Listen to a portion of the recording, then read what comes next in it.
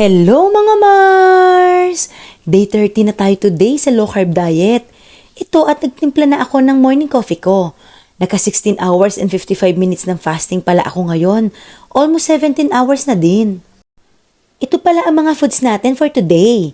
Paksiw na bangus, lechon manok, laing, mani, at syempre ang lemon chia seed water natin Mars. Ito na nga ang update natin today Mars.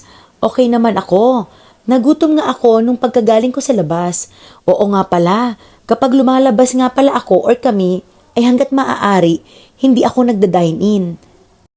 Option ko pa din ang pagkain dito sa bahay para iwas na din iyon sa high carb food Mars. At kung talagang hindi maiiwasan at magtatagal kami sa labas, ay nagbabaon ako ng snacks like mani at egg.